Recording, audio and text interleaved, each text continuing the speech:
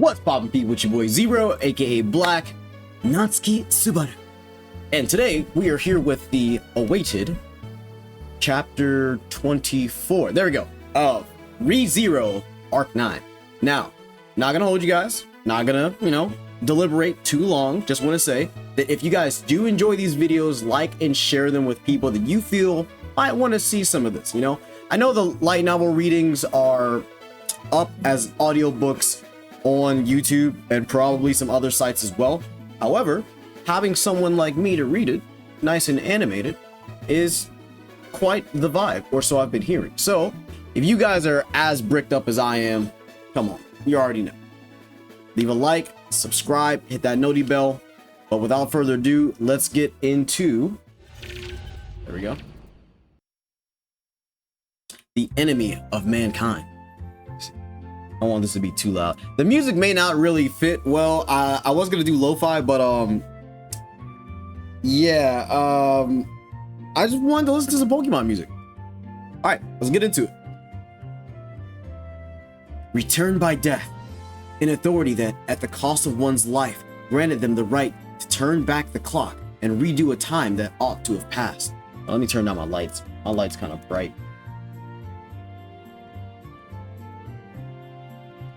Yeah, it's like doing some weird shit with the camera. Actually, yeah, it doesn't need to even be that bright, honestly. Alright, under the interference of that dreadful witch of envy, expending his life in order to remove all the anguish and obstacles he faced, Natsuki Subaru had repeatedly used Return by Death many times over. And by no means was that any cute little number like 2 or 3 times. As far as they were aware, death had befallen Natsuki Subaru over 10 times. Oh, is this what Petra knows? Did she get up into a certain amount of information? Did she not get everything? 10 times. Okay. He died in Arc 1. He died like 3 times, I think. 3 or 4. I'm just gonna like say 3. Like in the novel, I'm pretty sure he didn't die in the alley that one time when he got stabbed in the back. So 3 times in the capital, 4 times in Arc in the mansion. He died like a couple times in. Wait. Well, yeah, it's over 10 by the time that we get to Arc 4, because he died. Let's see, in Arc 3. Anyway, I'm trying to like think of his death count. It's at least around like 15 by Arc 4 for sure. Okay. All right. Anyway. Not even once had there been a way to die comfortably. Not even once had there been an end unaccompanied by a sense of loss. Not even once had there been any final moments in which he relinquished his life believing that he'd had enough. Not even once had Natsuki Subaru ever desired to relinquish his life. Even so, Natsuki Subaru continued to lose his life, repeating the cycle of return by death. Outrageousness, absurdity, despair, all had robbed Natsuki Subaru of his life. But neither outrageousness, nor absurdity, nor despair were things that could not be avoided if he set his mind to it. And yet, why was it that Natsuki Subaru had nonetheless been unable to avoid death? That was because he's kind. Not a single person had he desired to lose. Not a single person had he wished to relinquish. Not a single person had he grown to detest to the point of wanting them gone. Not a single person had Natsuki Subaru ever once been able to believe deserved to die. Henceforth, Natsuki Subaru continued to lose his life, repeating the cycle of return by death. Every obstacle, every malicious intent, every enemy, every witch beast, every sin archbishop had stood in the way of his life. Again and again, they did kill Natsuki Subaru, granting him death and crushing his soul. But I know. I truly know. Certainly, many enemies, unthinkable obstacles, unavoidable disasters had heartlessly taken the life of Natsuki Subaru. That was a fact. That was a fact, without a doubt. However, I know, more so than anybody else, I am painfully aware. More than enemies, more than disasters, more than absurdity, more than the formless malice known as fate, there was something that had killed Natsuki Subaru more than anything else, and that was none other than somebody who had continued to take advantage of Natsuki Subaru's kindness.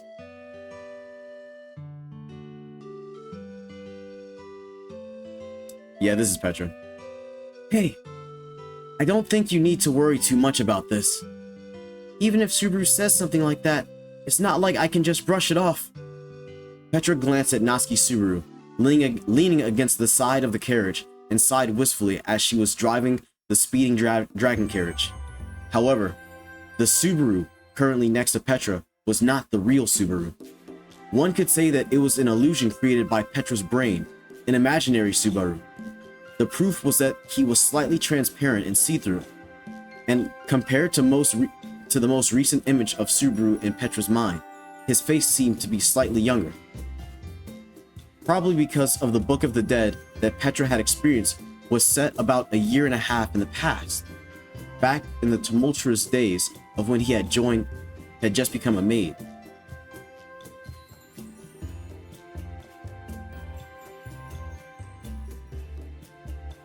So, what did she see up till then? A lot of things happened for both Subaru and me. Considering how much time had passed since then, it stood to reason that they had both grown in many ways, for better or worse. To put it simply, Petra had grown in terms of height and hair length, and she prided herself on her remarkable progress as a maid and as a woman. Meanwhile, Subaru had grown closer to Beatrice, became more boisterous with Otto and Garfield, and grown warmly alongside Amelia, achieving a very dignified and resolute image of what it meant to be a man. That was why Subaru appeared a little more immature compared to how he was nowadays. But even so, he was still in possession of his coolness. Even if he lost some of his masculine and rugged charm that he had today, his cuteness and charming personality would still be an unfair combination. No, now's not the time to be thinking about that. Scolding herself, Petra put her hand to her forehead and shook her head slowly. It was okay. She could control herself. It was not the first time Petra had imagined Subaru in her mind, after all, making him say what she wanted him to say and strike her favorite poses. She was a seasoned veteran at imagining all kinds of romantic stories and love poems, picturing various situations and casting herself and Subaru as the characters, their cheeks and hearts racing with excitement. If she thought of those as rehearsals, then the imaginary Subaru in front of her now felt even more tangible, more lifelike, and nothing short of real. That's already way behind the realm of imagination. Could it possibly be beyond that the level of self-control of yours can handle? It's fine. It's just the way I'm feeling. More importantly, don't go looking inside my head. Don't be absurd. Even if you tell me not to look, I'm literally inside your head, Petra. Stunned by Subaru's retort, Petra's breath caught in her throat. Seeing her reaction, Subaru seemed to regret his words and scratched his cheek with her finger. The gentle look in Subaru's eyes when he showed consideration for others, and his clumsy reactions that were so typical of him, reaffirmed Petra's affection for him. Natsuki Subaru's Book of the Dead had violated Petra Leite's mind. And that was Petra's self-analysis of what had happened to her. The original avid reader of the Book of the Dead, Ezo Kander, had said that reading a book was a challenge that put a significant mental strain on one's mind, but it had an even greater impact on Petra than she had personally anticipated. On the other hand, it was possible that the shock Petra experienced from Subaru's Book of the Dead was completely different from what Ezo had warned them about. Things like returning by death or being from beyond the great waterfall. The burden that Natsuki Subaru was carrying was far greater than Petra had ever possibly imagined. Subaru was separated from his homeland and was all alone. So what he was thinking when he met Petra and the others? What did he go through to save them? What kind of determination did he have in his heart when he fought for them? That was everything. No, what Petra had learned today was just a tiny part of it. This is slightly almost getting me emotional. Like, we're finally able to see what a normal person who actually really cares about Subaru, who loves him, feels, and like what they feel after finding out about Return by Death, and like not just that, but actually having had seen what he's been through since he's been here in Lagunica. Like, this shit actually goes crazy. Ugh. It was hard to believe that Subaru, burdened with such a tragic fate, had never had to use his authority since the record in the Book of the Dead that Petra had read after all. There was no doubt that Subaru had experienced that feeling of his soul being torn apart since then, his heart being ripped out, and his life being trampled upon countless times, enduring and surmounting it all to reach today. The permanent blemish on one's heart that Ezo feared had indeed been engraved into hers. Damn. Sorry. I gotta do it. I gotta crack out the Jinro. Gotta crack out the Jinro.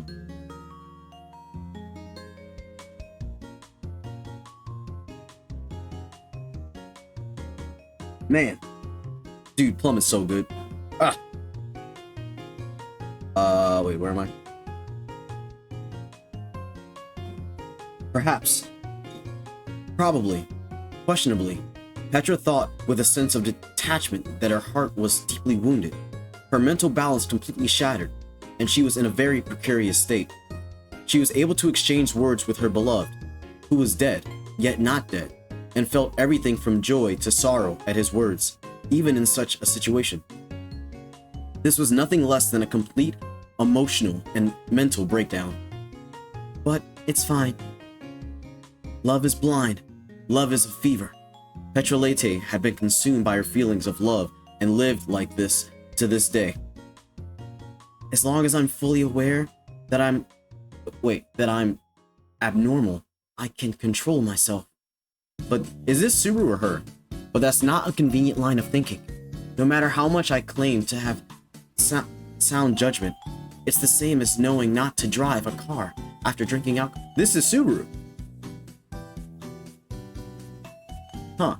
Neither Petra nor Subaru have had a driver's license, nor did they have any memory of driving under the influence, but it was the same thing. Cars, drunk driving, traffic lights. Torianse?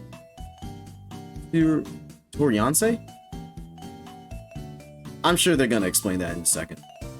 Suddenly, she was drawn to the words that had popped into her mind out of nowhere. The knowledge spilled out one after another, like out-of-season clothes overflowing from a stuffed to the brim closet. It was words that Petra knew, and words she did not know, loosely crossing the boundary between understanding and unfamiliarity, like the feeling of encountering something familiar yet foreign.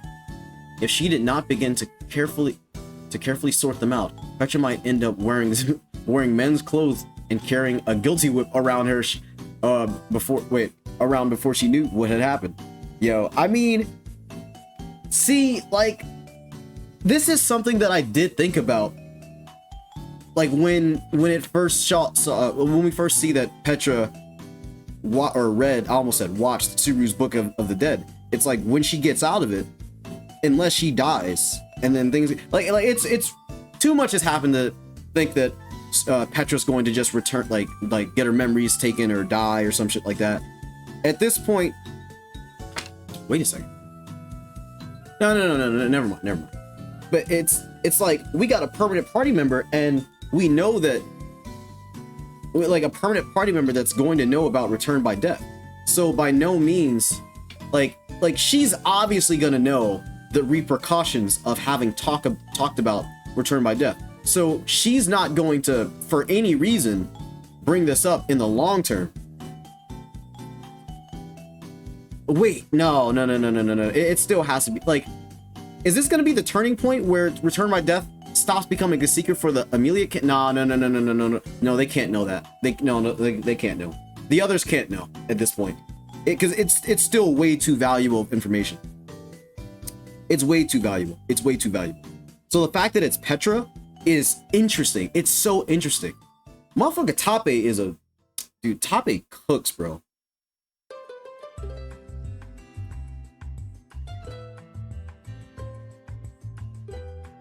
I'm gonna have to get a Petra figure or something. It's like Petra's gonna be like top tier now. Cause I've always fucked with Petra. Anyway. Wait, my main weapon is a whip? Isn't that a bit too edgy? I'm being overly clingy with Beatrice, and I can't keep up with the generational gap. By the way, everyone had gotten to punish the master. Garf-san's reflected on his chunibyo. Otto-san hasn't been sleeping, and Emilia Ne-sama... Wait. Whoa, sorry, I got a text and I got distracted. And Amelia Ne-sama's been doing a wonderful job. See, Roswaal was the mastermind behind everything, huh? Hold on! Why was that guy forgiven? That's something you should discuss with Subaru and Amelia, Ne-sama. Wait, so yeah, this is before Arc 2. So this is, or sorry, like Arc 4. So this is everything up until when he beat Beetlejuice. Hey, yo!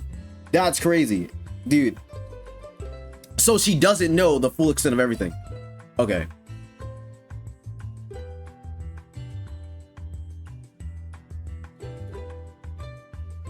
Okay.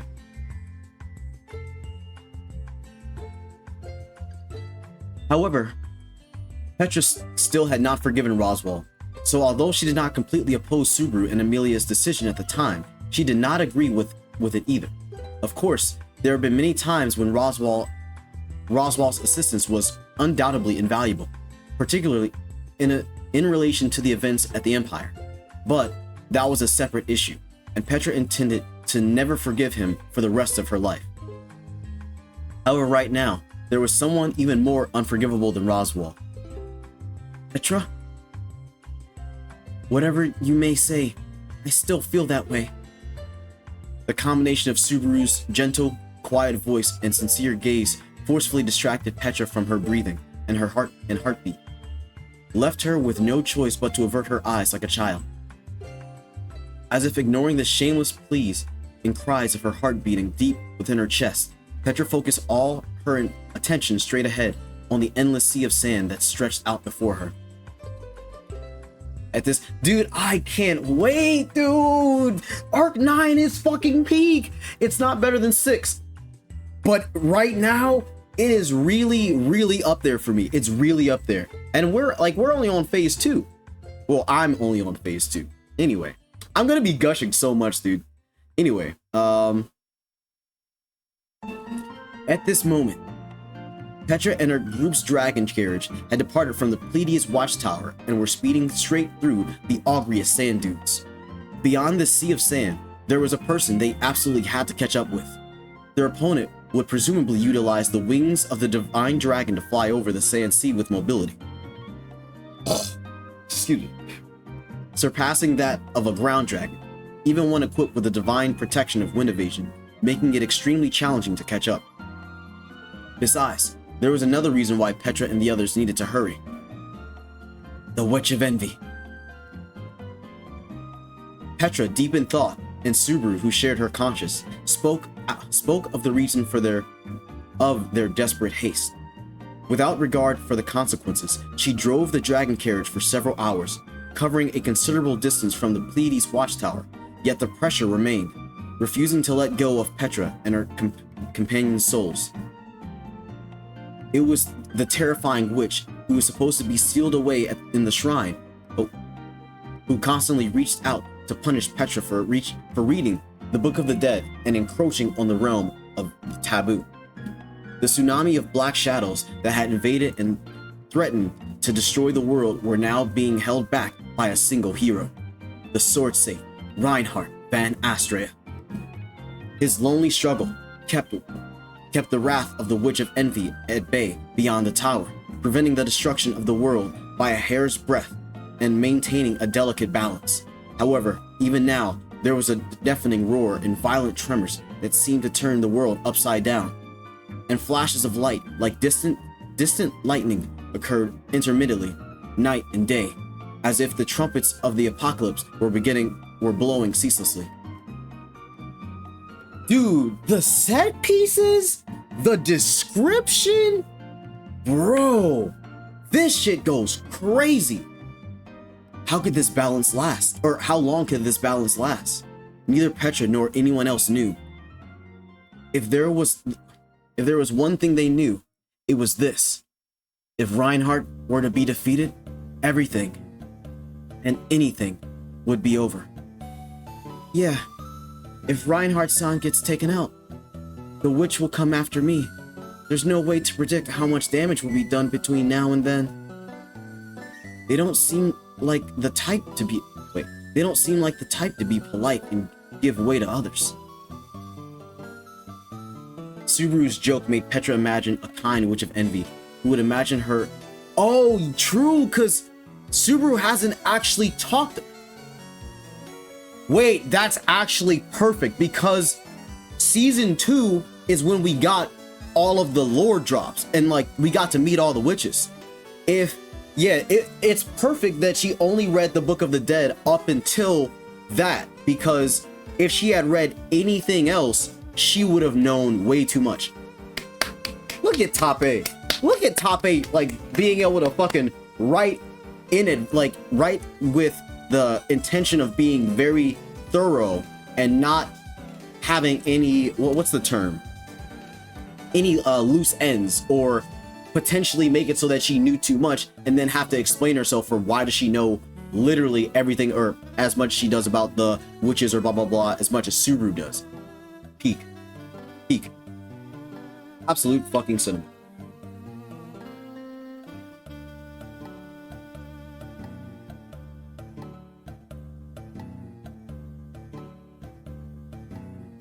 Ooh. Yeah, chills from that one, chat. Alright. So, this is the pseudo midway point. Let me know how you guys feel about this current chapter in the comments below. I'd love to hear you guys' opinions. You know, I'd be down in the comments with y'all, so if y'all ever have some fun shit to say or talk about, feel free. Also, don't forget that the Discord channel, which is linked in the description, click on the link tree. We do have a ReZero channel in our Discord where everybody who loves to talk about ReZero can just show up, join, talk shit, and we can discuss it even further there. Also, it's just a fun community. Everyone is fairly active there. You know, if you guys want to get in on calls and talk shit game, like if I'm not going live or streaming, then by all means, because that's what they do already. Very loving community. Feel free to jump in that shit. Also, don't forget to share this with your friends if you think that they would be interested. Share it with anyone who you think would like. Share it in general. Just like and share the shit. Anyway, where am I?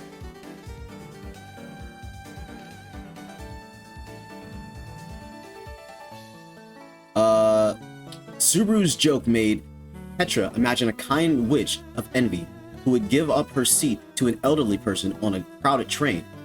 The fact that she's thinking like with, oh, she has real world memories too, right? Okay, but she cannot bring herself to laugh now. When considering ways to minimize potential damage, Petra had remained at the Pleiades watchtower and accepted being silenced by the witch, regardless of the outcome of Reinhardt's battle. Damn. However, if Petra dared to think such a thing, even for a moment, that's definitely a no-go. I won't let that happen, even if it kills me. Oh, oh my god! Oh my god! Bro! Dude, I, like, look, no, like, I'm not trying to, like, glaze Petra too hard or anything, but now that she knows that Subaru has died for her and will die for her if she wanted to sacrifice herself, I know her affection for him is only getting even like more intense. I mean, it's this way. Like, I know it's only becoming more intense. So it's like, how do you, like, if you knew that, okay, the only way to prevent this war, like if Reinhardt lost, the only way to prevent the world from like going to shit is for her to just let herself die. Be a sacrifice. She knows like 100 times over that Subaru would never ever let that shit happen. Like at all. Not even knowing about the pact between Subaru and Roz. Damn. When Subaru said that directly to Petra, it felt like there was absolutely no room to argue. Yeah. She had always been aware that Subaru cared deeply for her. Of course, there's Amelia and Beatrice, not to mention Rem. She was not so conceited to think she was treated differently from them, but she was still certain that she occupied a special shelf in Natsuki Subaru's heart, where he kept the precious things that were most important to him. However, until today, she did not realize the true weight behind the words, "Even if it kills me," spoken by a seemingly joking Subaru. Natsuki Subaru was truly someone who'd protect what is important to him, even if it kills him. Dude, I'm about to cry, bro. Yeah, I know. I don't want to die either. Alsan has some way to stop the witch, right? Yeah, he's not stupid. He knows what kind of damage that could cause to the world. He definitely prepared something to stop it before it gets to that point.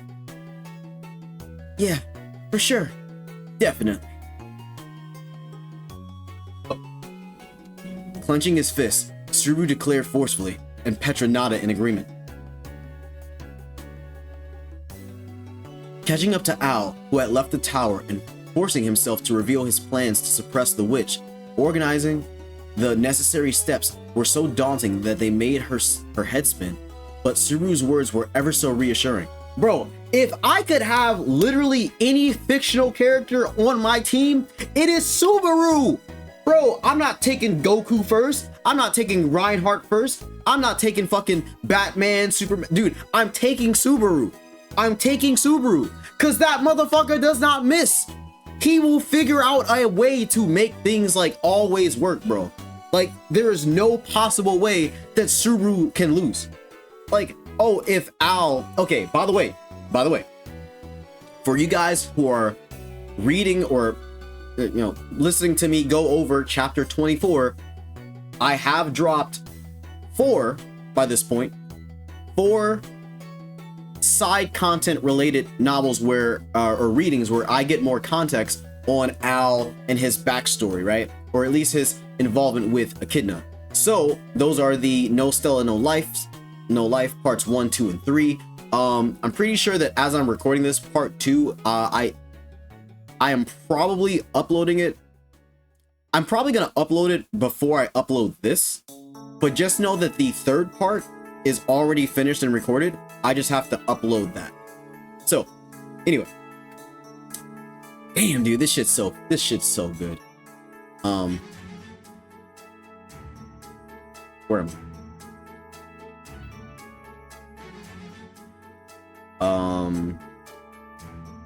Wait. Oh, unfortunately, however, the same thing could apply to Petra as well as Subaru. Subaru, who now shared Petra's consciousness, was fully aware of Petra's thoughts and anxieties. The same went for Petra, who shared the same consciousness as Subaru.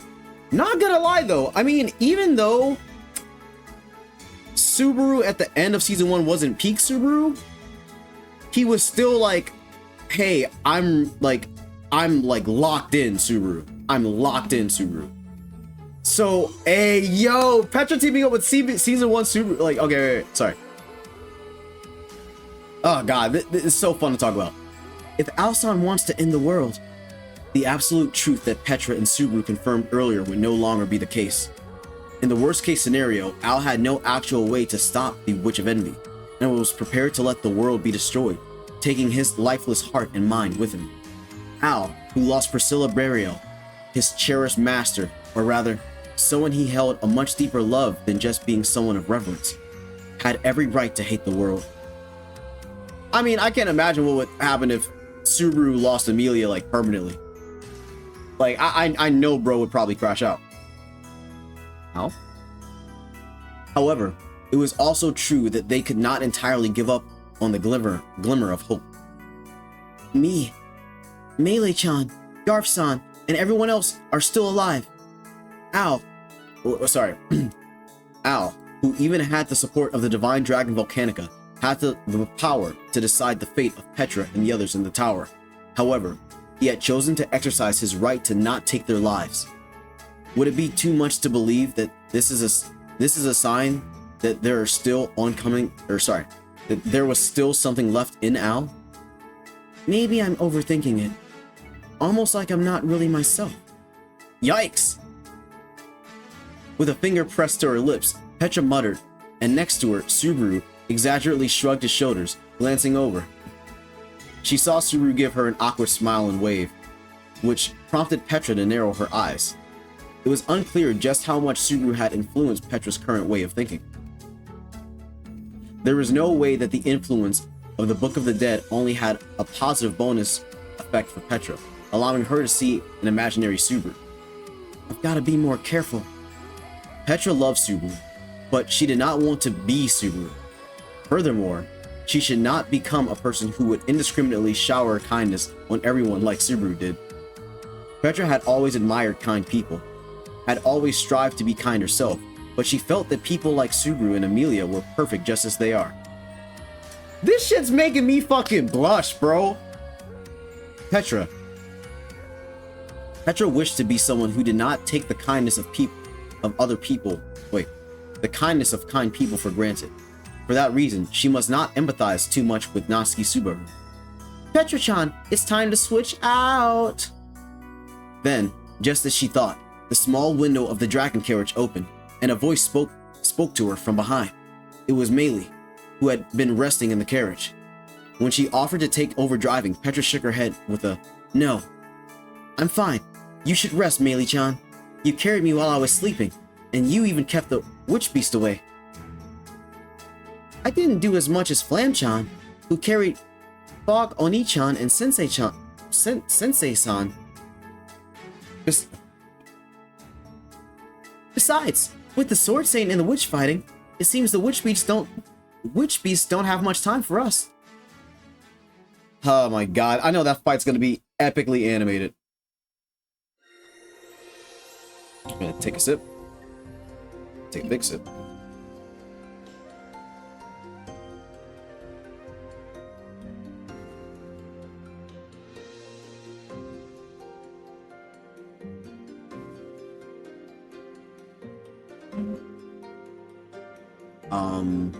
Okay.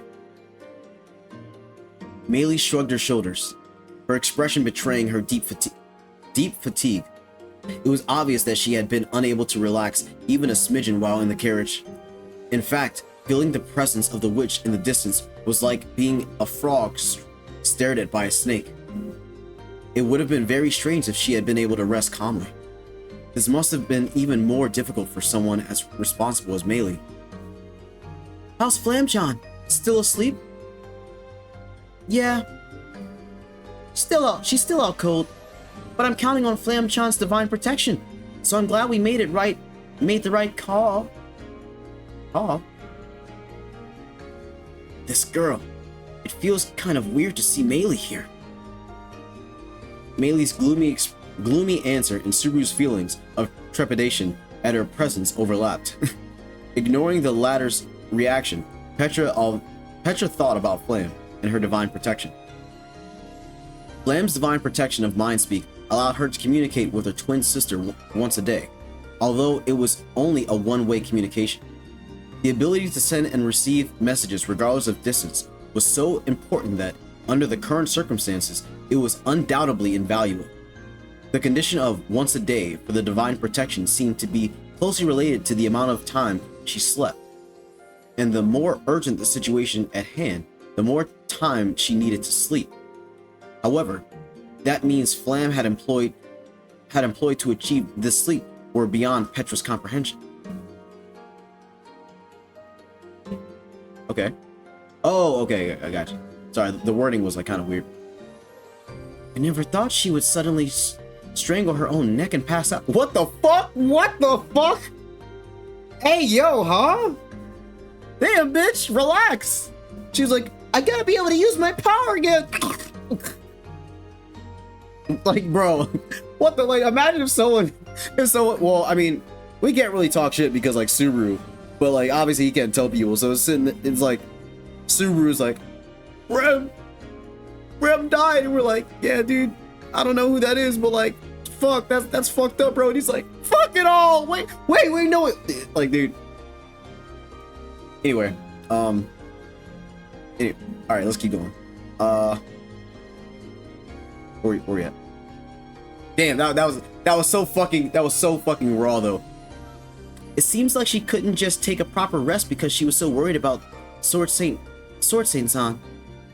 But the fact that she was so determined to do so is typical of someone connected with Sword Saint-san.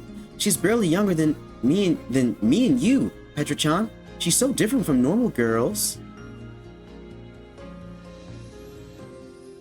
I don't think you're one to talk, Meili-chan. Look who's talking. Subaru and... Dude, this is so cute, though. Petra and Subaru's comments overlapped, and Meili's lips curled in dissatisfaction. All she could hear was Petra's words, but by deliberately engaging in this out-of-place everyday conversation, they avoided facing the reality of the pressure from the witch.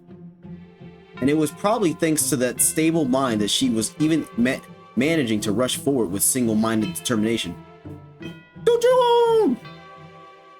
A sudden high-pitched cry came from Petrash, who had been working harder than Petra, Meili, Flam, or anyone else. Taking into account the events at the Pleiades Watchtower, Petrash shared the same sense of dreadful urgency as Petra and the others, and her neighing signaled that they had finally reached their destination, the end of the Sand Sea. Lying there in the distance, near the edge of the Sand Sea, was the town of Merula. Petra-chan! Yeah, I know! In response to Meili's call, Petra strongly gripped the reins and leaned forward. Petrash, who had glanced behind her for just a moment, was already refocusing her attention forward and was now sprinting toward the finish line. Having had to run non-stop all the way here. I love you, Petrash! The imaginary, intangible Subaru delivered unrequited words of love and gratitude to Petrash. As she watched the intangible hand that was unable to touch anything stroke the ground dragon's neck, Petra's small head was busy mapping out the roadmap that would be necessary after they arrived in Merula. The end goal of this roadmap was, of course, to stop the actions of Al, who had betrayed Natsuki Subaru. But there was something beyond that. In order to get to that point, the dragon carriage finally burst through the town gate and arrived in Merula. With that, Petra opened her mouth wide to speak, realizing that they had made it through the Augria sand dunes. To do any of these things, Petra and the others must first seek the help of a certain individual, a person who was unable to enter the Augria sand dunes and bid farewell to Petra and the others at this location. So, speaking in a paradoxical way, we're back, so lend us a hand. I know you're listening. Clyde! Clyde! Clyde is here? What? Hey, yo! Hey, yo! I'm sorry if I'm peeking. Hey, yo, bro!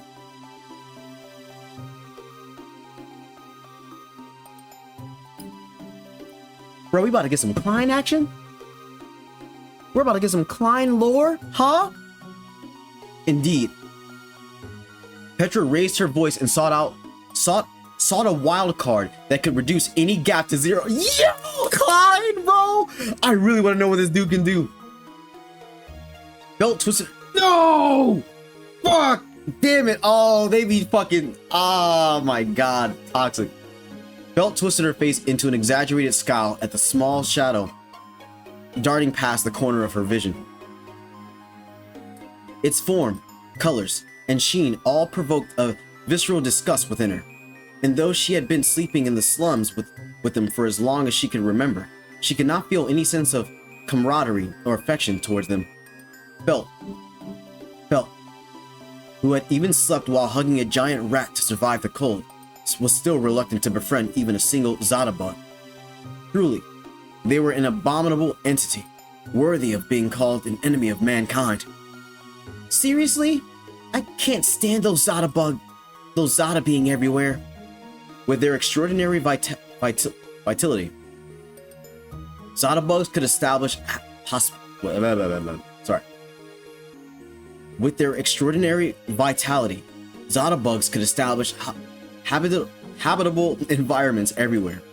They were often spotted in unsanitary places, but that was by no means an absolute prerequisite.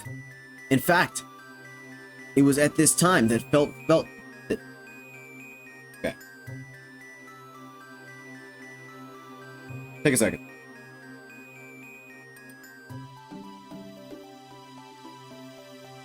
I guess this is like a perfect time for like our brief intermission. Chottomate, chat. Okay. Intermission done.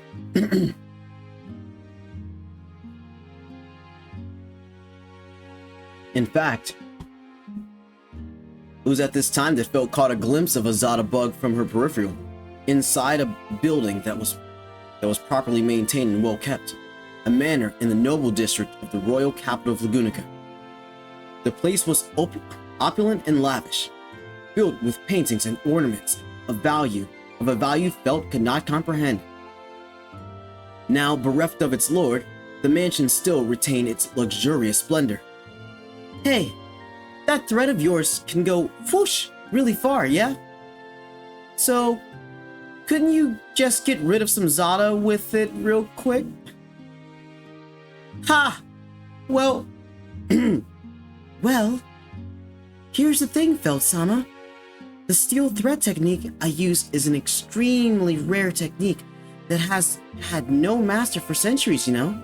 In addition to skill, Ye-chan's brilliant shinobi maid style can only be displayed when I have special rings for the steel threads made by the master of the cursed tools, Groovy Gumlet. Oh, I forgot about Groovy.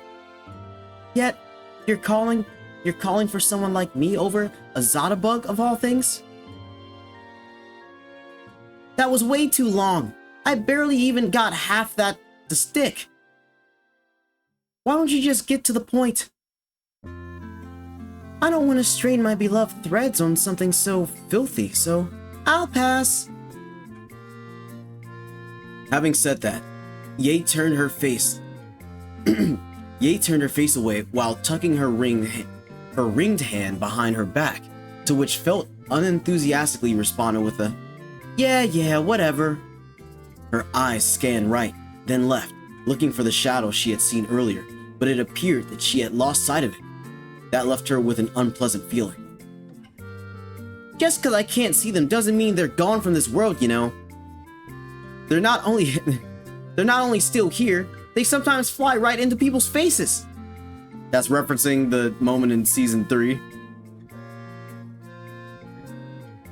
I understand. If it comes to that, I'll be prepared to die. I wanted to say you're not gonna die, but brace yourself just in case. Emotionally, she felt that resignation or despair were a more appropriate alternative than steeling herself with resolve.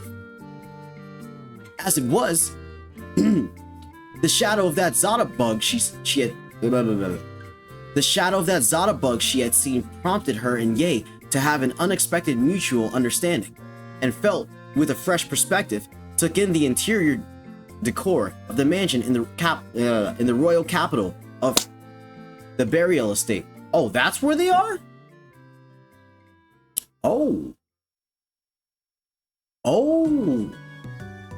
Hey, Gen 5 shit. A portion of Lagunica's nobles residing outside the royal capital had secondary estates in the noble district, reserved for their periodic stays.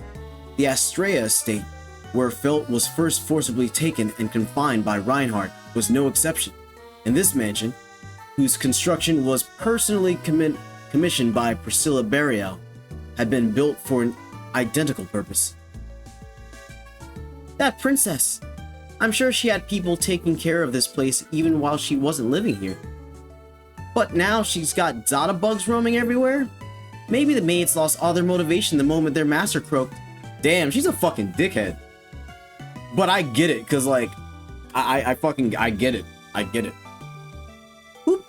I'd be wise to avoid saying things like that in the presence of Al-sama. Even as a provocation, okay? It's gonna make you sound like someone with a really nasty personality. And hearing someone badmouth the madman is someone I don't feel good about, you know? Huh? You're telling me not to piss off the helmet bastard? No. Al-sama surely wouldn't lose his temper, but I think he'll be hurt. That is something I won't be okay with. Lowering her voice just a little, Yae cocked her head slightly at the end of their exchange. Instantly, Felt registered a faint tension on her neck, and she perceived the presence of the nigh invisible threads with her very soul. The steel threads she had hesitated to use on the Zada bugs was once again coiled around Felt's neck. If you hurt me, the helmet bastard's gonna be angry, right? Maybe, but even so, isn't it a problem for you to say whatever you want, Felt-sama? Especially for me as a helpful all-purpose maid meant to eliminate any obstacle for my master. She's supposed to be like the fucking Rem clone. Fucking trash.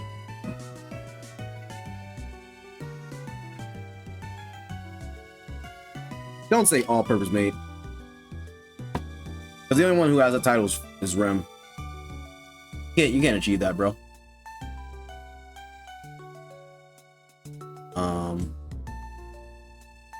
There's something off about you calling him your master. The relationship between you and that helmet bastard isn't really that of master and servant. That said, I guess talking so high and mighty from a safe distance is lame. As she replied, Felt held up both her hands to indicate to Yae that she had no intention of resisting. After watching her for a moment, Yae shrugged and retracted the thread. Still, she made clear her intention to mercilessly send out her threads to make a statement by cutting off Felt's finger. What? She made clear her intention to mercilessly send out her threads and make a statement by cutting off Felt's finger, or even a limb if necessary. Oh, okay. Should Felt make any suspicious movements, having observed Yae's speed and precision, there was merit to having made that provocation. I already knew it, but you're not someone I can handle. Currently, Felt and Yae were the only two that were staying back at the burial manor. Okay. If Felt could slip past Yae's watchful eyes and defeat Yae alone, she could escape her current status of being captured, a captive princess that was meant to keep the Felt camp in check. That strong will to I wanted to say will to live. That strong win to win is just what I'd expect of a candidate in the royal selection, and makes this humble servant's heart flutter at such a noble mindset.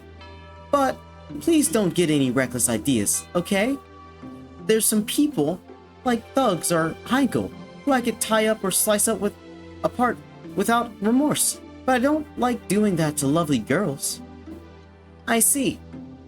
In that case, remember this too. I dislike words like cute, sweet, or that really suits you. Remember how many times you've called me those? Yeah, scary. By the way, what are you going to do when you count them? When it's my turn to get you back, I'll kick your ass that many times. Incidentally, Felt had already decided that she would kick Yae's ass 3 times. The helmet bastard, Aldebaran, and the divine dragon, as well as Heinkel, each had their own amount of revenge she kept score of. Ooh, I like Felt. Dude, Felt reminds me of Abby from Attack on Titan, Loki. Like not fully, but just like the energy of revenge. Obviously, it's nowhere close to the same level as Eren Yeager, but it's still quite commendable. Either way, Belt always precisely settled each and every one of her debts and loans, whether they were of gratitude or resentment mattered not to her. It's not every day you get to kick a dragon's ass, much like the divine dragons. If you think about it like that, being held hostage is pretty funny, huh? So tough. You're so mentally strong that even Ye-chan here is intimidated. Even if that wasn't the case, I'm afraid of you seducing him. So, I don't want you and Vol-sama getting near each other, Belt-sama. Even so, having Reinhardt's dad watch over the Divine Dragon is in pretty poor taste if you ask me. It is. With Heiko-sama's desire and in the dragon's blood, I suppose an arm, or two, or three, might erupt from his throat. Wait, what? I suppose an arm, or two, or three, might erupt from his throat? I hope he doesn't get carried away and actually attack Vol-sama. Ye smiled mischievously with a finger to her lip, while the contents of her speech held absolutely no such cuteness. In fact, from Ye's point of view, even if this imaginary scenario were to come true, that is, if Heinkel were to recklessly get himself killed by the Divine Dragon, she would most likely remain unfazed. It was a rather ill-natured arrangement of things, including her attitude towards Heinkel, who was supposed to be her comrade. Of course, the Divine Dragon was far too conspicuous to be allowed near the royal capital. Moreover, keeping it near Felt, who had a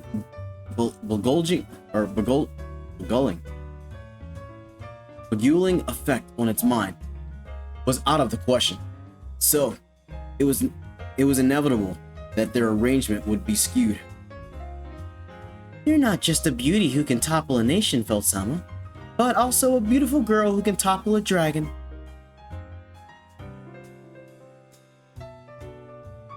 That's another time I'm going to kick your ass. But tell me the truth. Can the old man really get that dragon blood he wants from the brainless divine dragon? Who knows? But in the case that doesn't work, Al-sama will still keep his promise, even if it means retrieving the older dragon's blood that's supposedly stored somewhere in the castle.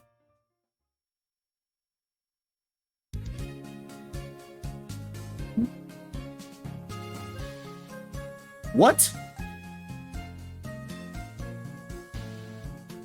Oh.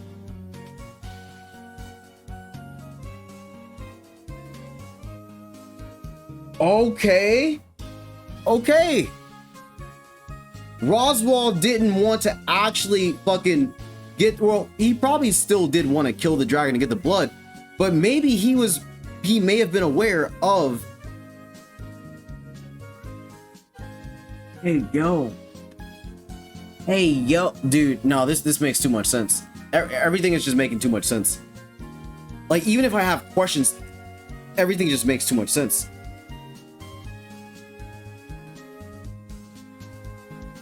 This is crazy.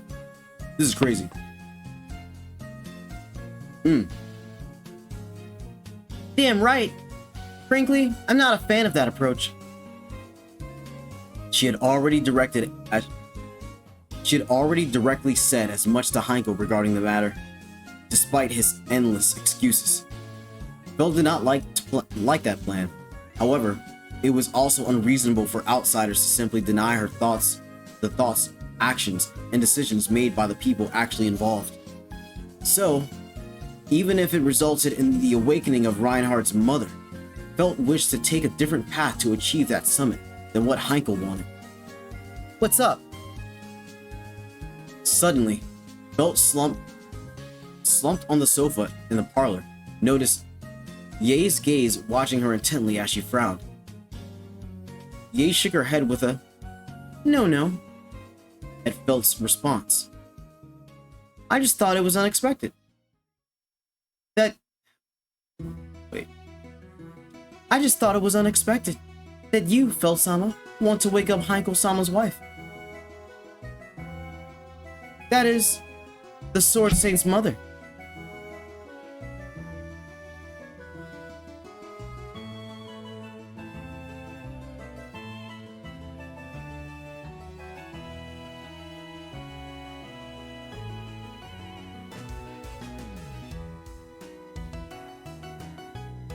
Awesome.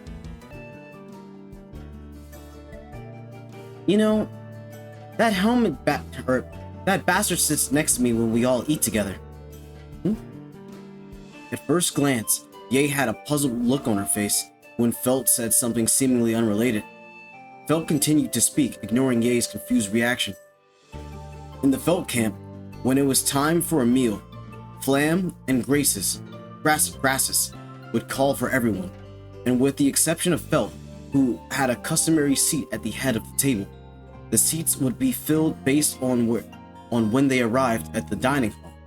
Reinhardt usually sat next to Felt at the head of the table, and while we were eating, I've got the best view of the side of his face. If that aspect were to improve a bit, the food would taste better, yeah? What? While we're eating, I've got the best view of the side of his face. That, if that aspect were to improve a bit, then food would taste better. What the fuck does that even mean? What? I stand corrected. Rather than a beautiful girl, Felt-sama is an Ikemen. Hey, yo, she was... Wait, what? Ikemen is means beautiful dude. Like a very attractive guy. What the fuck? Wait, what? Are they turning Felt into like a boorish looking tomboy dude? I have no idea what you're talking about, but I'm kicking your ass in extra time for that. But why? Ye pouted in dissatisfaction as Felt turned her face away, replying no further. She had become used to being held hostage, which was nothing short of disgrace, but the trick of maintaining mental composure in such a situation was to not reveal too much verbally. And so, when keeping someone who has baited a fish in a reasonable suspense. Yes, I'm sorry if I have upset you. For now, please take this. As she spoke, Ye gently handed over a silver tray on which was placed some kind of bread with toasted fillings as a snack. Ooh, to which Felt's stomach growled. Ye chuckled at the sound. There are Zada bugs even in a place like this? Or wait. Well, yeah, okay. It's so hard to go between so many different girls' voices. I don't have like the range to do like Meili, Petra, fucking Felt, Ye, like all interchangeable. Like I'm basically gonna be giving them the same fucking voices, okay?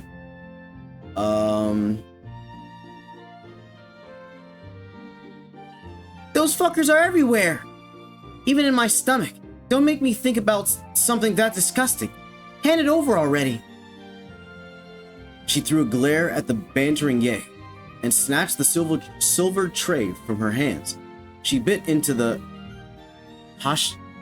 hasamiyaki as it exuded a faintly warm aroma. Its pleasant flavor began being neither too strong nor too weak. The taste was to Felt's liking, so she met Ye's eyes with a smile and thumbs up. How'd you like it? The hasamiyaki. Surprisingly, it's Ye-chan's one and only specialty dish. Damn tasty, but if it's your only one, then it's a different story. You're more or less a maid, right? Or maybe the whole maid thing was a lie, and you're actually an assassin or something. Assassination is one of the maid jobs of a shinobi, but the part about me being a maid is the truth. It's just that cleaning is more my forte than making a little bit of food. I was lying when I said my one and only specialty dish is hasamiyaki. I'm also good with wraps. Damn, okay, Ye. Okay. In the end, isn't that just the same in regards to sandwiching ingredients between bread? Incidentally, Felt's impression was that vegetables comprise more of the ingredients used in a wrap. As a matter of fact, she did not know what the finer discrepancies between wraps and hasamiyaki were. At any rate, she was relieved that even the captured hostages were properly fed. On that front, she would not have to suspect that Aldebaran's words were falsehood. Although, even if that was the case, the issue of the century... My god, I cannot fucking read. The issue of the currently absent Aldebaran's actions was still present. Aldebaran was off doing something separately.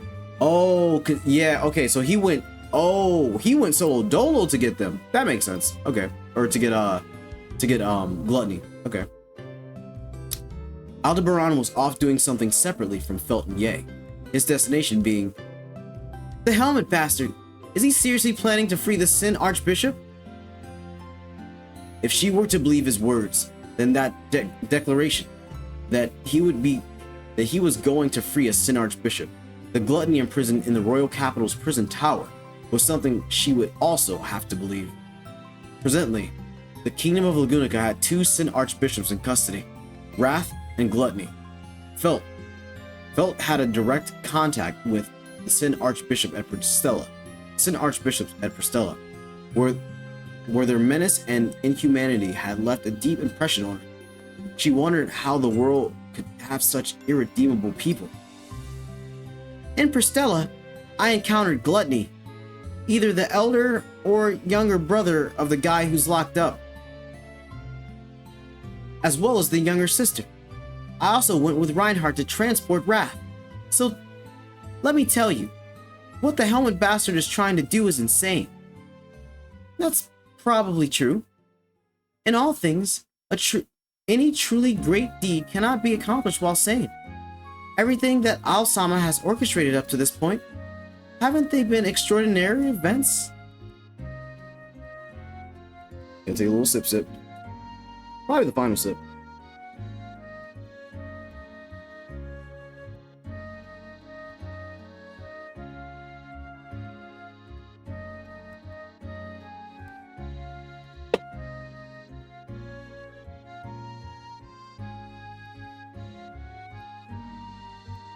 Anyway, so,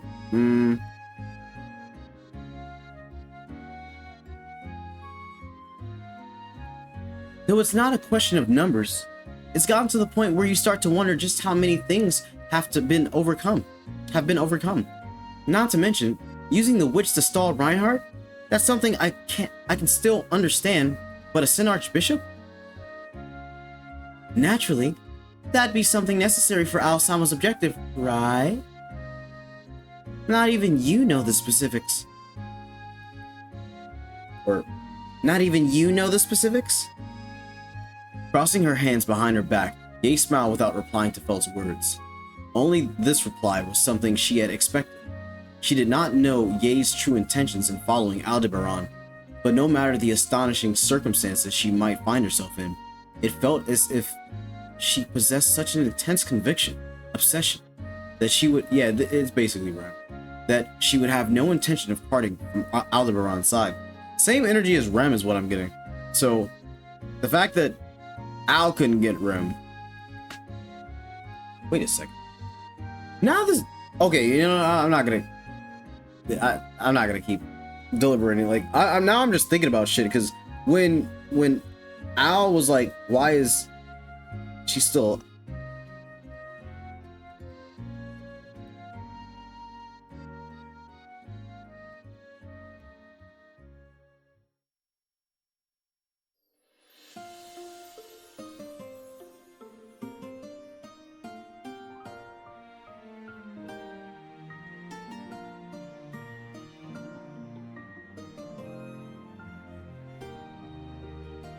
Ooh, okay, I just thought about some shit.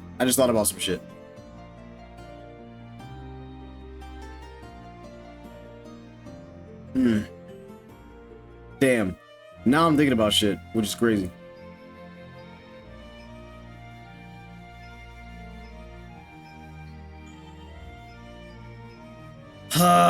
man, now I'm just I'm like looking at all the moments with Al now, and I'm like anyway.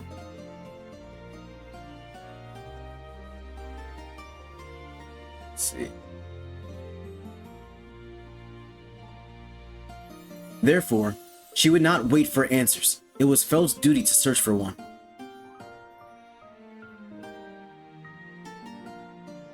Those gluttony bastards. They instantly gorged themselves on people's names and memories. Like Krush, whose memories had been devoured, or the story of the name Anastasia's knight, Julius, being eaten. Then there was the girl in the Amelia camp, for whom she had heard Subaru was searching for a way to wake up. There was perhaps a possibility that the latter girl was not unrelated to the sleeping beauty that felt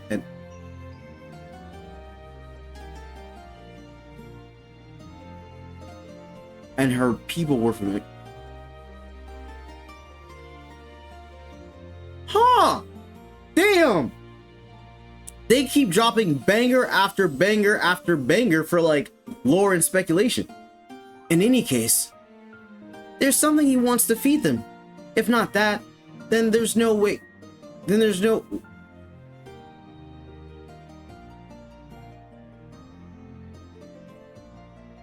Oh my god! Wait! I gotta keep reading. If not that, there's no way he'd do something like dragging out that shitty gluttony bastard. Kept captive with her freedom restrained, Feld's soul refused to yield.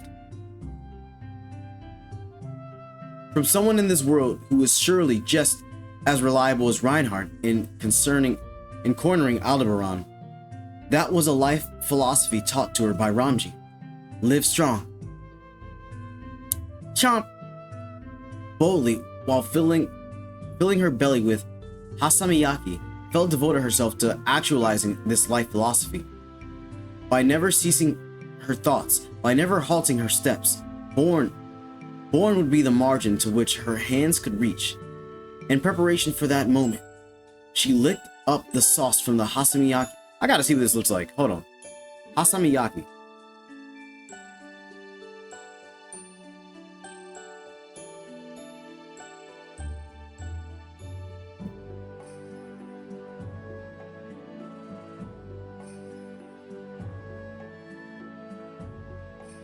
Interesting. Oh, it's a sandwich.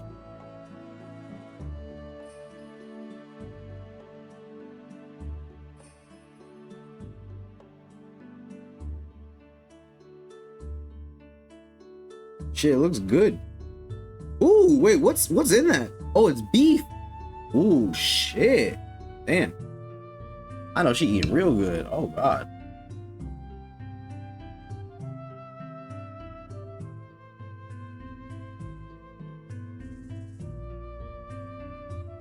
Anyway,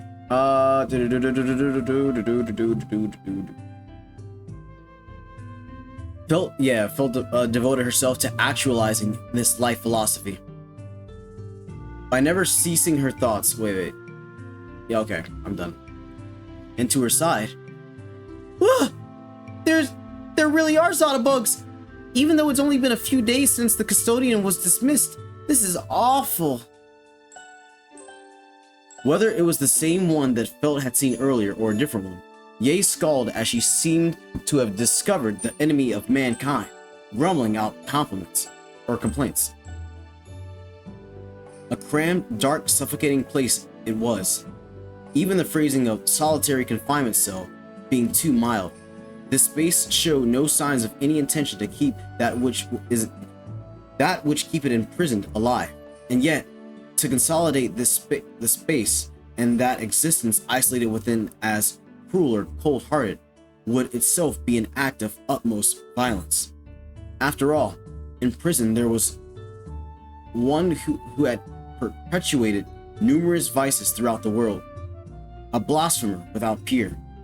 There was a definite demarcation between the manner of imprisonment used generally and this black coffin of confinement.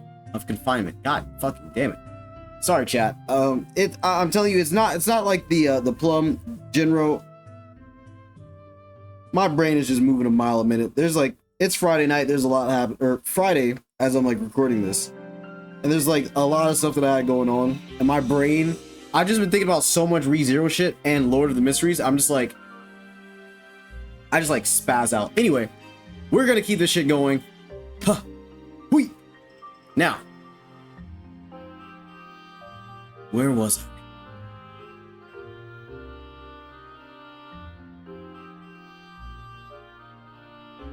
Wait.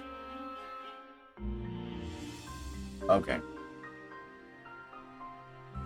For that reason, the place could not have been more appropriate to accurse the lives of one another. My bad. Seems like I got plenty of frustration built up.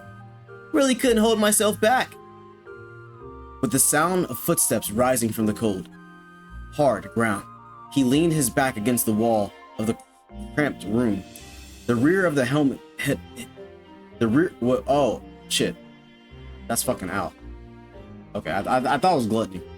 The rear of the helmet hit the wall, and the sound of steel striking rock harshly disrupted this.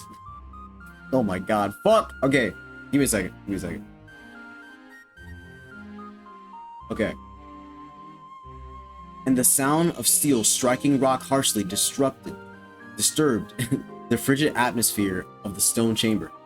Attempting to catch his faintly disheveled breath, collapsed at the man's, Aldebaran's feet, was a gasping figure, lying limply and face down. That there was the blasphemer upon whom the kingdom had bestowed this stone chamber fashioned into a solitary cell. Having been defeated without riposte by Aldebaran, left a taste. Has this motherfucker been looping to beat fucking Gluttony's ass? Beat Roy's ass? Left to taste the floor was an unsightly loser, Sin Archbishop of the Witches' Cult, representing Gluttony, Roy Alfar in the flesh. They all have different last names. And I just, like, I knew that already, but I just started to actually fucking think about it. I wonder what that implies. Other than obviously having different, like, potentially, like, fathers or mothers. They probably have different fathers. But Roy and Lai look so fucking similar. Is the mom black? Hey, either way. A deep inhale, a long exhale. Forcefully taking deep breaths to regulate his disarrayed cardiopulmonary functions. Aldebaran looked around the rock chamber, which had become horribly messy in only a minute of actual time, and shrugged his shoulders.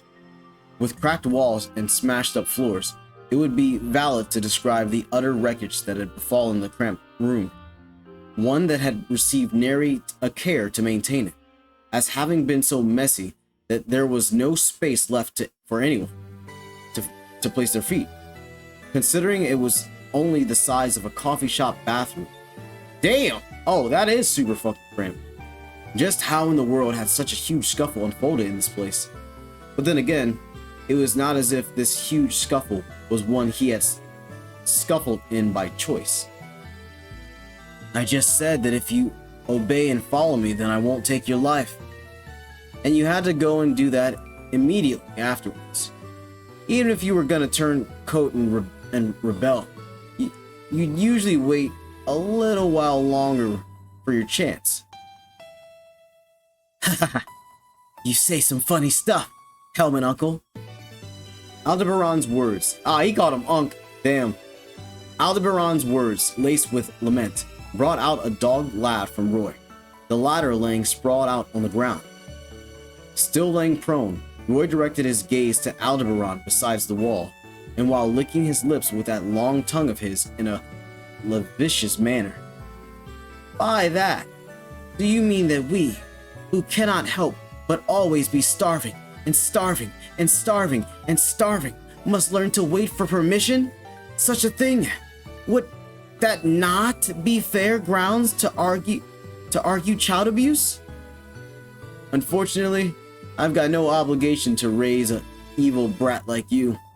It's said that in Showa era, neighbors would help to discipline kids, even if they weren't a part of the family. But this is Lagunica, and the current era ain't Showa. Well, I did beat you up this much. I ain't gonna be able to deny the abuse allegations. Dude, they're getting metal with it. Placing his hand over the metal fitting on his helmet, Aldebaran rang out a clackering sound, to which Roy let out a jolly ha ha ha. Roy's weird. To resound with such an attitude after having been disciplined by having both his arms and legs broken in a scrupulous fashion, he truly was an eerie brat. At the very least, even in the Showa era, in which corporeal punishment was largely preferred, this level of discipline would not have been acceptable. Nonetheless, Roy Alphard was beyond being an eerie brat. He was a Sin Archbishop, first and foremost. Hence, he was hopeful that hedging a risk like this would be deemed within permissible limits. So he broke all his fucking bones. Well, it's not like I thought this affair would go that smoothly anyway. So grumbled Aldebaran, silently concluding the count at 6,022 in his mind? Sheesh. Sheesh. 6,022 times? That's how many times it took him to beat Gluttony? Crazy. This numerical count, which no longer necessitated any explanation, amounted to the number of attempts Aldebaran had required to subdue the defiant Roy Alphard. If he were to enumerate how many bones and teeth had been broken, the number would grow to be several times that. That was how much of a handful of disciplining this evil brat had been. Seriously, I never thought I'd end up having to go to the same kind of trial and error I did with Reinhardt. I mean, sure, but I mean, this motherfucker can transform into whoever the fuck he's eating and take their powers. Yeah, you just don't know what to expect. Utilizing his moniker of bizarre eating to the fullest, Roy Alphard wielded the power to eclipse, to reproduce the abilities and technique of those eaten by his authority of gluttony. Therefore, being that Roy was essentially stockpiling innumerable warriors within his own self, ditching any ineffective tactics on the spot in favor of immediately bringing out novel fighting styles, this affair had bore a close resemblance to the one against Reinhardt, who had adopted divine protection adequate to adapt to any given circumstance. As luck would have it, Aldebaran had already attained experience points in excess of 130,000 from his battle with Reinhardt. Thus, he had reached a feat in excellence by dealing with a likewise exceptional foe while staying within 4 digits. Hey, I mean, like, that's fair. He's like getting, I mean, he was already quick-witted, but he's getting even more quick-witted in responding to how much people can respond to him. So, alright, I mean, like, low-key, I knew that he was probably looping quite a bit just to deal with Roy. That's probably what happened with Ye too, because like I haven't read the Willology yet, but I can only imagine that that's what happened, or something similar happened to that. Let's see. Regardless, you were captured right after fighting at the tower. Considering you weren't even given proper treatment after that, you surely pull out one hell of a fight. Huh? Being so completely and utterly shut down in everything we tried to do, it was our first time experiencing such a thing, and yet... Don't tell me you're trying to comfort us, Unc. If so, the number one method to comfort us would be... gluttonous drinking gluttony. Will be ringing in my ears till tomorrow. Just hearing it makes this old man's stomach shudder in fear. Digesting fried food only gets tougher and tougher for people my age. How unfriendly. A smile over his mouth lined with fangs. Roy regarded Aldebaran with his opened what? Bro, I'm sorry. I'm so sorry. I'm so sorry. Ah, I'm gonna like lower the brightness on this a little bit more because, dude, the brightness is so cooking me right now because I've been staring at the screen for like quite a while today. All right, let's see.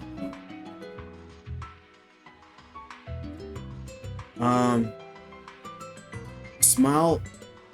Oh yeah, a smile over his mouth, lined with fangs. Roy regarded Aldebaran with eyes opened wide.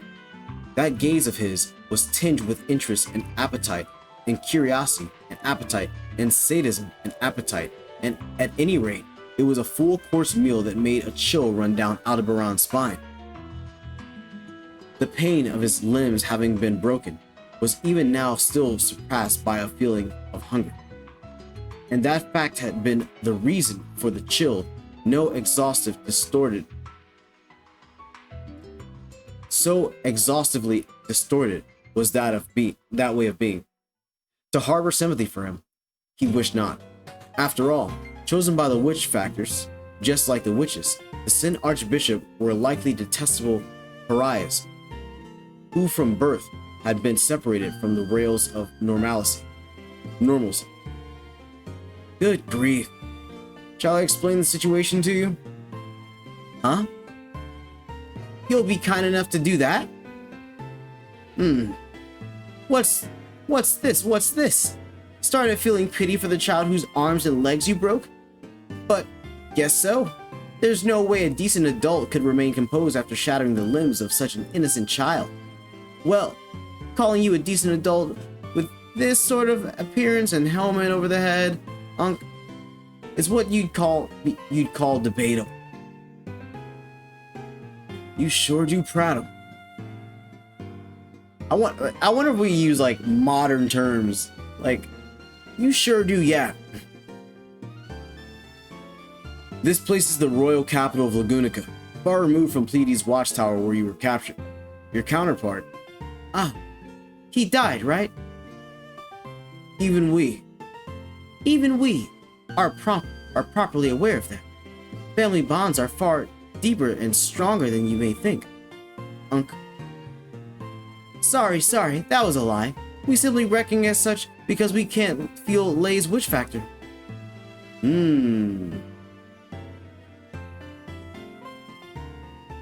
Besides, even if it's impossible to tell from the outside, those within these frozen confines are still able to feel the exterior a bit. Despite such a tight seal, for everyone to be so rattled is pretty pathetic. I wonder what he can feel from Subaru, low-key. Since he has it now. Interesting. Very interesting. With a repulsive note of his lips being licked, Roy impassively spoke of his counterpart's death. Aldebaran was unwittingly unnerved by his attitude. His equanimity in accepting his counterpart's death, his sibling Liebite and Katos, was also part of it. But his attestation that that black coffin, a seal belonging to the same lineage of Old Shaman, had the margin to permit the apprehension of the outside world. What was truly astonishing. Okay, sorry. Even though my reading's a bit cooked, I get what he's saying. So it's like, if it's in the same lineage as Old Shamak, which we've only seen Al Shamak. We don't know like what level this was necessarily, but him being able to perceive something outside of like the, I'm like fogged up, what the hell, I can't see. It does attest to like his solitude, not gonna lie.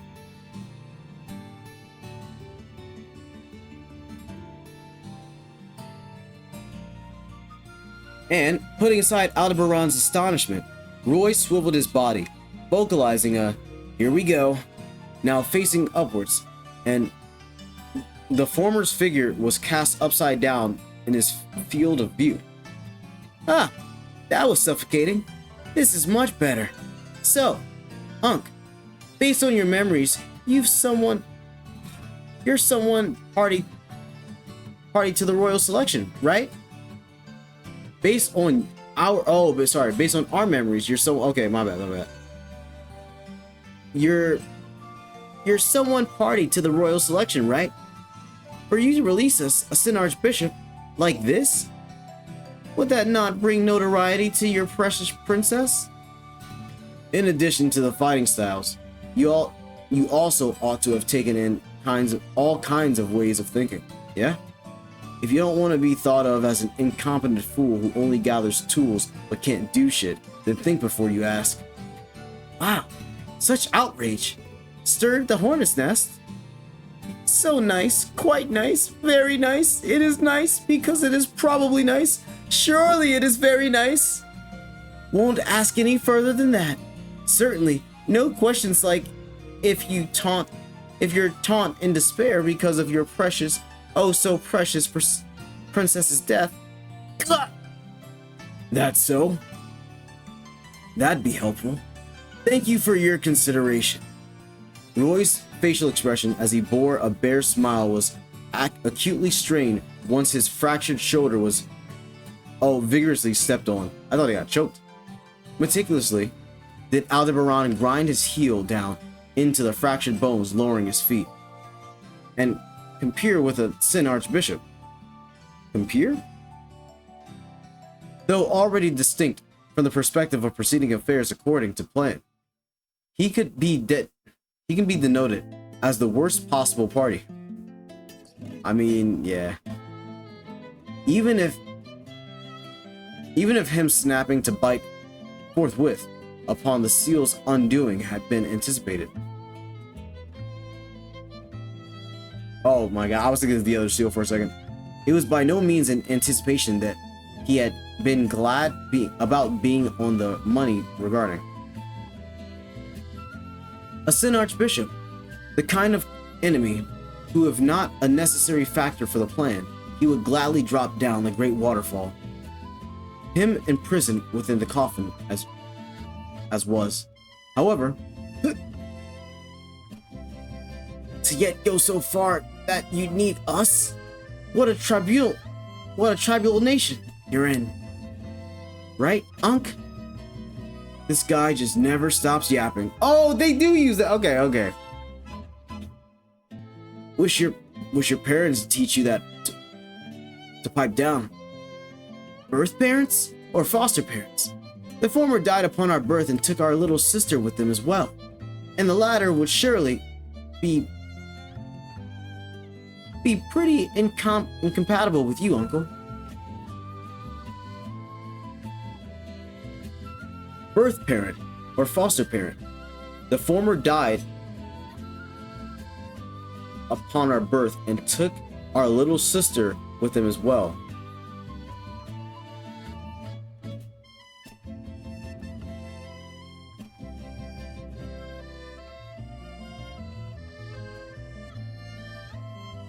Rui's dead? But she has a physical body.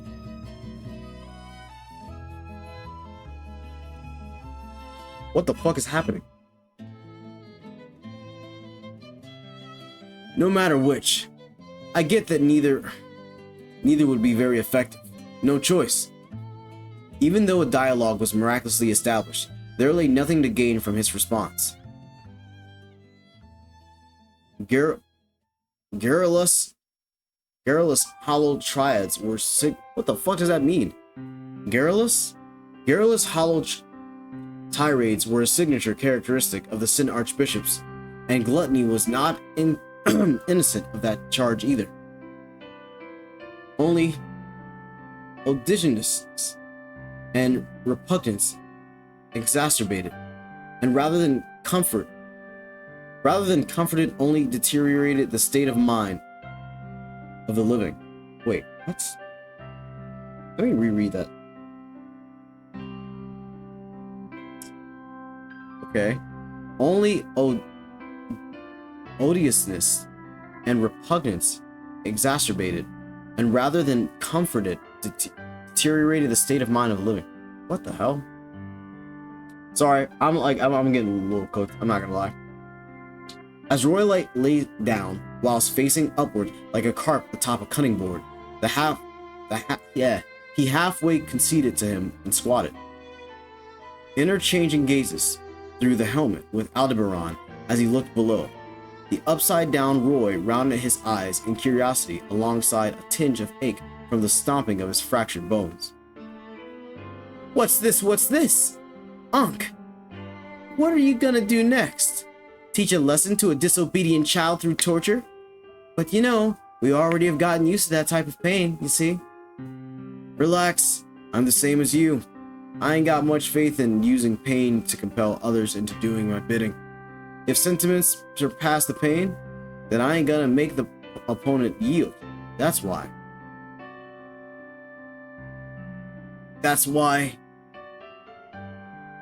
What I'll tie you with is neither pain nor sentiment. A promise. Enunciating so, Aldebaran inserted his thumb into the jaw portion of his helmet with a bit of his fingertip. Accompanying the sharp pain emerged from a drip of blood, a dyed finger then being pointed towards Roy. They're about to make a covenant or some shit? Subsequently, while he pressed the finger tinged in blood against the bare body of the collapsed blasphemer. Don't pose needless resistance. Don't pose needless resistance, though I was made to practice enough to be able to paint it with my eyes closed. This won't be the first time I'm testing its efficiency. To scribble on my bare body as a child with blood? Now that's an interest vulgar enough to make even us St. Archbishops aghast. To even perform such a deviant act, what do you want us to do? Destroy the country or something? I don't intend that. And I could do that by myself if I wanted to.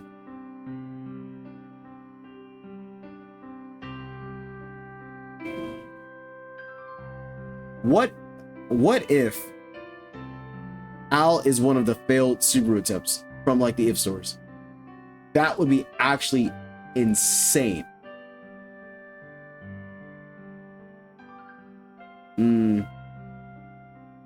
That obscene look in his eyes, that tone, that exuded presence, all were urging Aldebaran to vocalize the portion he had yet to put to words. Whilst peevish that it might appear as though he were going along with the other party's intentions by conforming to that urge, he responded. The reason why Aldebaran had unleashed Roy Alfard, there's something I'd like you to have to eat with your authority. I won't be taking no for an answer. Well, I guess that's so. You did release us. It couldn't have been anything more than that.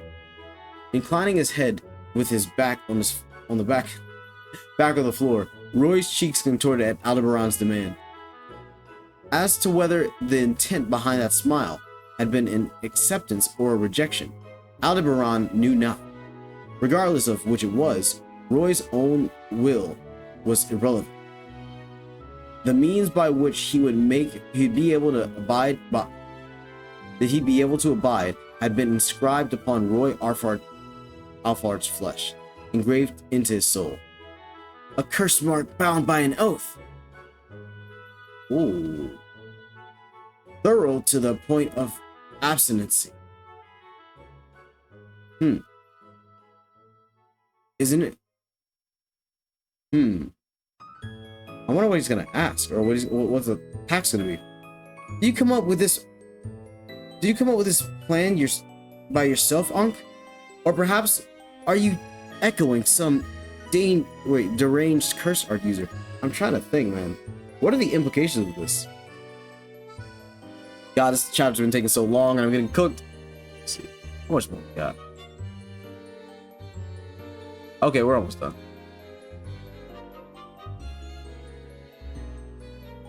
Okay.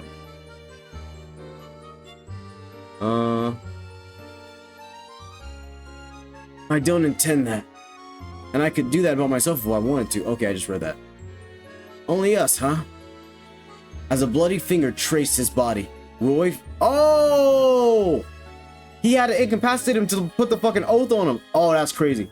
Roy flashed his fangs in a grin as he enjoyed the ticklish sensation.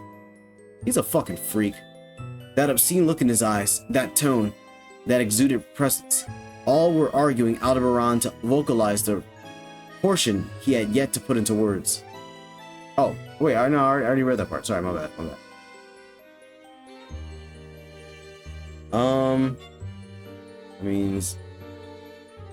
But the means by which he would be made to abide had been inscribed upon Roy Alfard's flesh, engraved into his soul. A curse mark bound by an oath.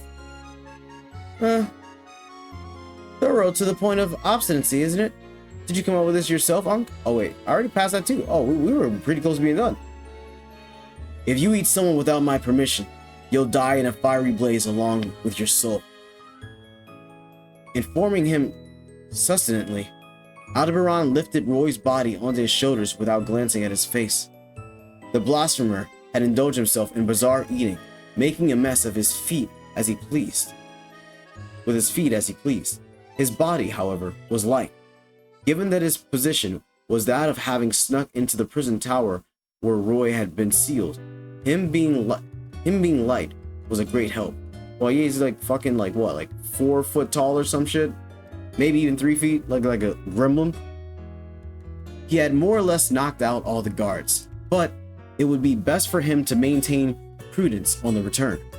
After this, we'll link back up with Ye and Little Miss Felt.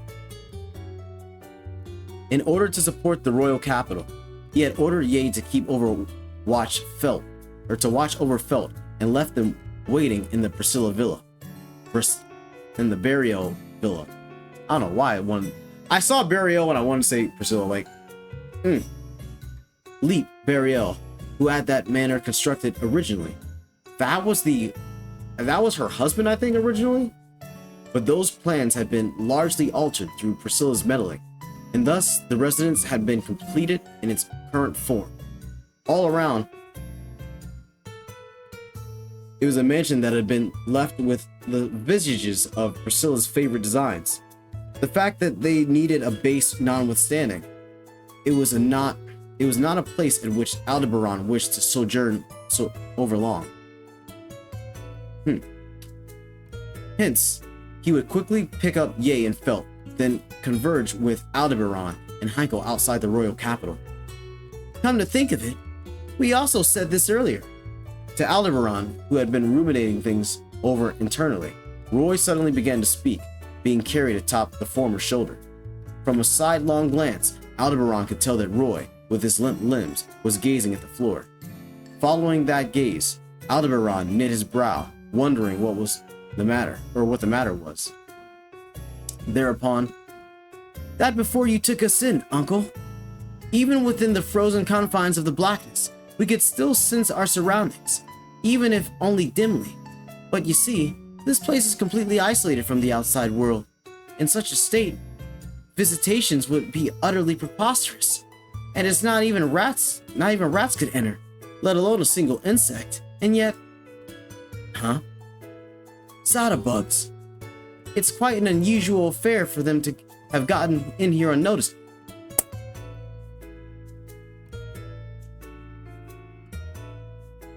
My boy Otto!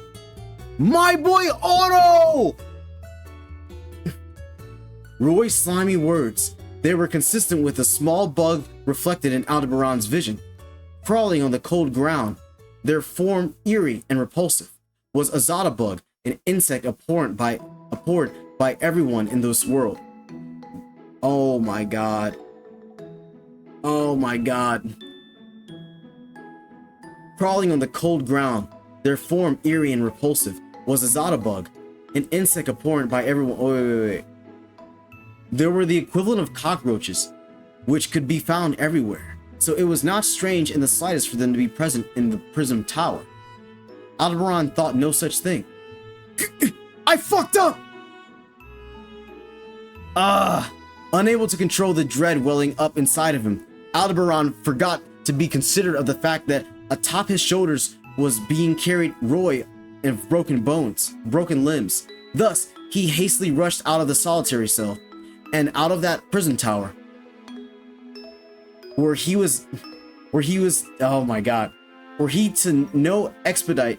did not expedite his escape to the utmost. Before long, Aldebaran's infiltration would be exposed. That's enough. Wait, let me try and sound like actual Otto. That's enough. The moment he set foot outside the prison tower, that voice struck Aldebaran's eardrums. Concomitantly.